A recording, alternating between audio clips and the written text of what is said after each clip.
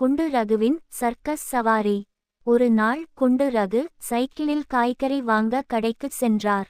வழியில் ஒரு பள்ளம் இருப்பதை கவனிக்காத அவர் டமார் என்று சைக்கிளோடு பள்ளத்தில் விழுந்தார்.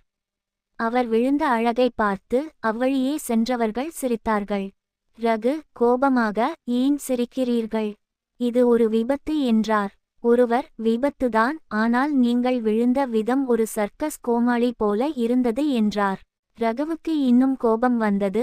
ஆனால் அவர் விழுந்த கோலம் உண்மையில் சிரிப்பை வரவழைக்கும் வகையில் இருந்தது. கடைசியில் ஒரு வழியாக சைக்கிளையும் தன்னையும் மீட்டெடுத்த ரகு காய்கறி வாங்குவதை ரத்து செய்துவிட்டு நேராக வீட்டிற்குச் சென்றார். இந்த சைக்கிளும் வேண்டாம், காய்கறியும் வேண்டாம், நடப்பதே மேல் என்று முணுமுணுத்துக்கொண்டே நடந்தார். மறுநாள் காலை ரகு எழுந்து பார்த்தால் அவருடைய வீட்டின் கதவு முன் ஒரு புது சைக்கிள் நின்றிருந்தது.